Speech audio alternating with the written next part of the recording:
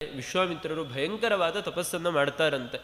1000 ವರ್ಷಗಳ ಕಾಲ ಅನ್ನ ಆಹಾರಗಳನ್ನು ಬಿಟ್ಟು ಕಠಿಣವಾದ ತಪಸ್ಸನ್ನು ಮಾಡ್ತಾರೆ. ಆ ತಪಸ್ಸನ್ನು ಮಾಡುವಂತಹ ಸಂದರ್ಭದಲ್ಲಿ ಹವಿಷ್ಯಂದ, ಮಧುಷ್ಯಂದ, ದೃಢನೇತ್ರ, ದೃಢವ್ರತ ಅನ್ನುವ 4 ಮಂದಿ ಮಕ್ಕಳು ವಿಶ್ವಾಮಿತ್ರರಿಗೆ ಹುಟ್ಟುತ್ತಾರಂತೆ. ಮುಂದೆ ತಪಸ್ಸನ್ನು ಮಾಡ್ತಾ ಇರಬೇಕಾದ್ರೆ ಆ ಸಂದರ್ಭದಲ್ಲಿ ಅಯೋಧ್ಯೆಯಲ್ಲಿ ತ್ರಿಶಂಕು ಅನ್ನುವ ರಾಜ ರಾಜ್ಯವನ್ನು ಆಳ್ತಾ ಇರ್ತಾನೆ. ಆ ತ್ರಿಶಂಕುವಿಗೆ ಒಂದು ವಿಚಿತ್ರವಾದ ಬಯಕೆ ಹುಟ್ಟಿತಂತೆ. ಏನದು ಬಯಕೆ ಅಂತಂದರೆ, ನಾನು ಇದೇ ಶರೀರದಿಂದ ಸ್ವರ್ಗಕ್ಕೆ ಹೋಗಬೇಕು ಅನ್ನುವ ವಿಚಿತ್ರವಾದ ಬಯಕೆ ಹುಟ್ಟುತ್ತೆ ತ್ರಿಶಂಕುವಿಗೆ. ಅಯೋಧ್ಯೆಯ ಇಕ್ಷ್ವಾಕುವಿನ ವಂಶದಲ್ಲಿ ಬಂದಂತಹ ರಾಜ. ಹಾಗಾಗಿ ಆ ವಿಶ್ವಾಮಿತ್ರರ ಎಲ್ಲ ರಾಜರಿಗೂ ಕೂಡ ವಂಶ ಪರಂಪರೆಯಿಂದ ಗುರುಗಳು ಯಾರು ಅಂತಂದರೆ ವಸಿಷ್ಠರು. ಹಾಗಾಗಿ ವಸಿಷ್ಠರ ಬಳಿ ಹೋಗಿ ತ್ರಿಶಂಕು ಪ್ರಾರ್ಥನೆಯನ್ನು ಮಾಡ್ತಾನಂತೆ, ನಾನು ಇದೇ ದೇಹದಿಂದ ಸ್ವರ್ಗಕ್ಕೆ ಹೋಗಬೇಕು, ಹಾಗೆ ನನಗೆ ಹೋಮಗಳನ್ನು ಸತ್ಕರ್ಮಗಳನ್ನು ಮಾಡಿಸಿ ಆ ಪುಣ್ಯವನ್ನೆಲ್ಲ ಧಾರೆ ಎರೆದು ನನ್ನನ್ನು ಇದೇ ದೇಹದಿಂದ ಸ್ವರ್ಗಕ್ಕೆ ಕಳಿಸಿ ಅಂತ ಪ್ರಾರ್ಥನೆ ಮಾಡದಂತೆ. ವಸಿಷ್ಠರು ಹೇಳ್ತಾರೆ, ಇಲ್ಲ ರಾಜ, ಹಾಗೆಲ್ಲ ಆಗೋದಿಲ್ಲ. ಇದು ಭಗವಂತನ ಸೃಷ್ಟಿಗೆ ವಿರುದ್ಧ. ಜೀವ ಈ ದೇಹದಿಂದ ಸಾಧನೆಯನ್ನು ಮಾಡಿಕೊಂಡು ಈ ದೇಹವನ್ನು ತೊರೆದು ಮುಂದೆ ಸೂಕ್ಷ್ಮ ಶರೀರದಿಂದ ಸ್ವರ್ಗ ನರಕಗಳನ್ನು ಪಡೆಯೋದು. ಹಾಗಾಗಿ ಸುಮ್ಮನೆ ಯಾಕೆ ಈ ರೀತಿಯಾದ ವಿಚಿತ್ರ ಆಸೆಗಳನ್ನು ಇಟ್ಕೊಳ್ತೀಯ, ಇದನ್ನು ಬಿಟ್ಟು ಬಿಡು, ಇದು ಆಗೋದಿಲ್ಲ ಅಂತ ಹೇಳ್ತಾನೆ. ತುಂಬ ಒತ್ತಾಯ ಮಾಡುತ್ತಾನೆ ತ್ರಿಶಂಕು. ವಸಿಷ್ಠರು ಹೇಳ್ತಾರೆ, ಇಲ್ಲ, ನನ್ನಿಂದ ಅಂತೂ ಆಗೋದಿಲ್ಲ ಅಂತ. ಆದರೆ ಅವನಿಗೆ ಎಷ್ಟು ಹಠ ಅಂದರೆ ಅವನ ಆಸೆಯನ್ನು ಬಿಡೋದಿಲ್ಲ.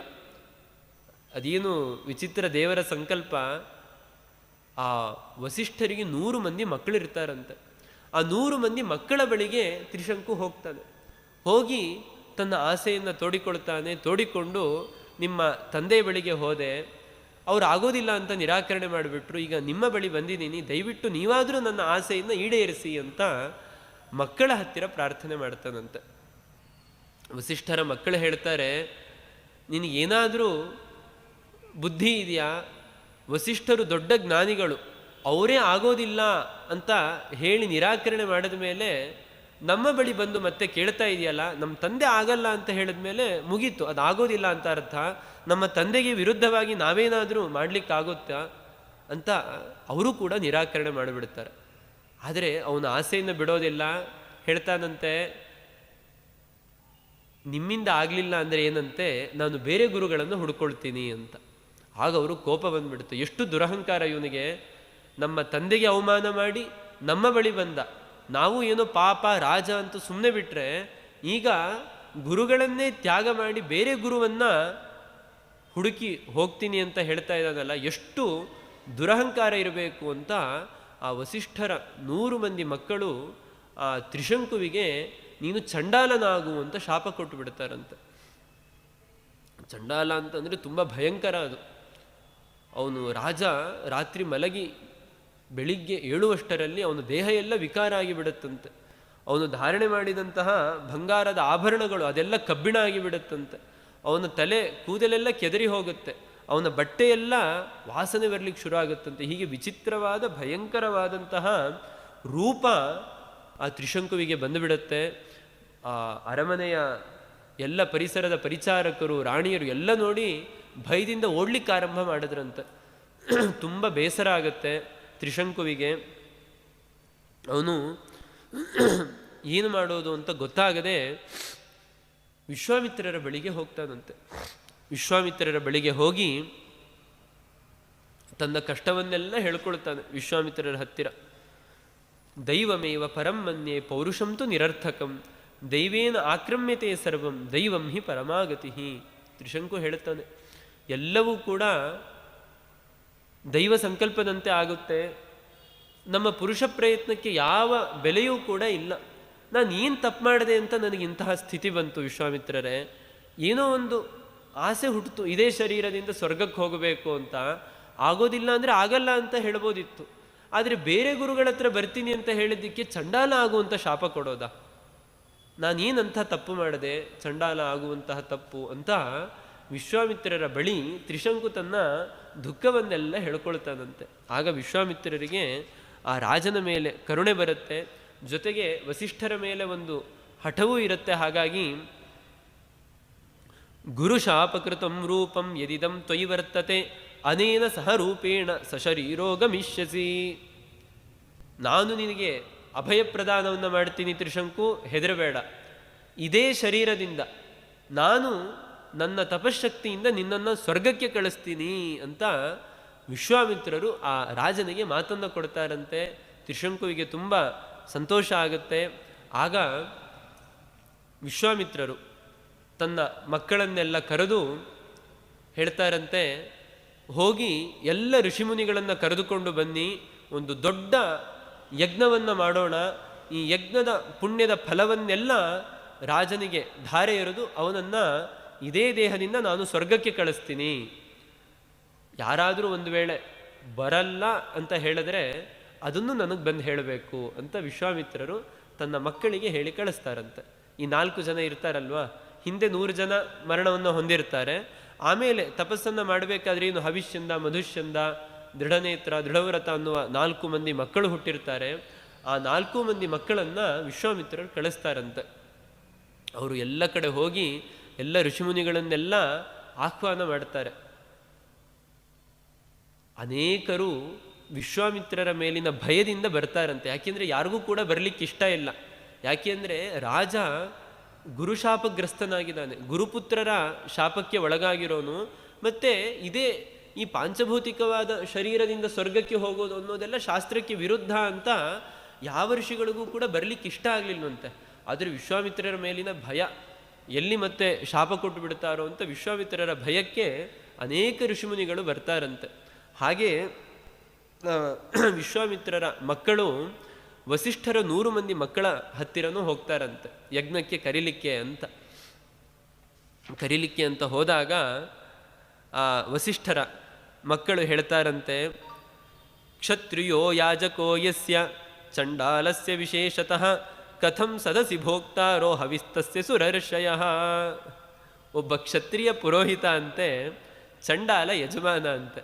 ಇಂಥ ಯಜ್ಞಕ್ಕೆ ಯಾವ ದೇವತೆಗಳು ಬರ್ತಾರೆ, ಯಾರು ತಾನೇ ಬಂದು ಆಹುತಿಯನ್ನು ಸ್ವೀಕಾರ ಮಾಡ್ತಾರೆ ಅಂತ ಆ ವಸಿಷ್ಠರ 100 ಮಂದಿ ಮಕ್ಕಳು ತಮಾಷೆ ಮಾಡಿ ಕಳಿಸ್ಬಿಡ್ತಾರಂತೆ. ವಿಶ್ವಾಮಿತ್ರರ ಮಕ್ಕಳು ವಿಶ್ವಾಮಿತ್ರರಿಗೆ ಬಂದು ಎಲ್ಲವನ್ನು ಹೇಳ್ತಾರೆ.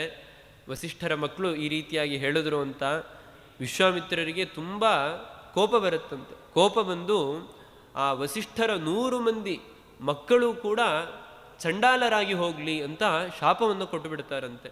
ಬ್ರಾಹ್ಮಣ ವಾ ಮಹಾತ್ಮಾನೋ ಭುಕ್ತ್ವಾ ಚಂಡಾಲ ಭೋಜನಂ ಕಥಂ ಸ್ವರ್ಗಂ ಗಮಿಷ್ಯಂತಿ ವಿಶ್ವಾಮಿತ್ರೇಣ ಪಾಲಿತಾ. 700 ಜನ್ಮಗಳಲ್ಲಿ ಅವರು ತುಂಬ ಕಷ್ಟವನ್ನು ಪಡ್ತಾ ಹೀನ ಜಾಗದಲ್ಲಿ ಹುಟ್ಟನ್ನು ಪಡೀಲಿ ಅಂತ ಶಾಪವನ್ನು ಕೊಟ್ಟು ಬಿಡ್ತಾರೆ ವಸಿಷ್ಠರ 100 ಮಂದಿ ಮಕ್ಕಳಿಗೆ. ಆಗ ಅವರ ಬಹುತೇಕ ತಪಸ್ಸು ಅಲ್ಲಿ ಸೋರಿ ಹೋಗುತ್ತೆ.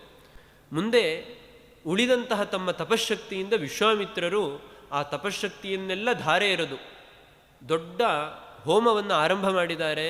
ಹೋಮವನ್ನು ಆರಂಭ ಮಾಡಿದ್ರೆ ಆಹುತಿಯನ್ನು ಕೊಡ್ತಾ ಇದ್ದಾರೆ. ಯಾವ ದೇವತೆಗಳು ಬರಲಿಲ್ಲ ಅಂತೆ. ವಿಶ್ವಾಮಿತ್ರರ ಕೋಪ ಇನ್ನೂ ಜಾಸ್ತಿ ಆಗುತ್ತೆ.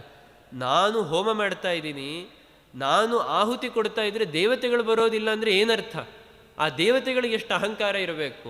ಬೇಡ, ಈ ಯಜ್ಞವನ್ನೇ ಮಾಡಲ್ಲ ಅಂತ ಸೃಕ್ಸೃವಗಳನ್ನೇ ತೆಗೆದು ಎಸೆದು ಬಿಟ್ರಂತೆ. ಎಸೆದು ನನ್ನ ತಪಶಕ್ತಿಯಿಂದಲೇ ಈ ತ್ರಿಶಂಕುವನ್ನು ಸ್ವರ್ಗಕ್ಕೆ ಕಳಿಸ್ತೀನಿ, ಯಾವ ದೇವತೆಗಳು ಬರೋದು ಬೇಡ, ಅವರೇನು ಬೇರೆ ಸ್ವರ್ಗವನ್ನೇ ನಾನು ನಿರ್ಮಾಣ ಮಾಡ್ತೀನಿ ಅಂತ ಅನ್ಯಮಿಂದ್ರಂ ಕರಿಷ್ಯಾಮಿ ಅಂತ ಆ ವಿಶ್ವಾಮಿತ್ರರು ತಮ್ಮ ತಪಶಕ್ತಿಯನ್ನೆಲ್ಲ ಧಾರೆ ಎರೆದು ಒಂದು ದೊಡ್ಡ ಸ್ವರ್ಗವನ್ನೇ ನಿರ್ಮಾಣ ಮಾಡಿಬಿಟ್ರಂತೆ.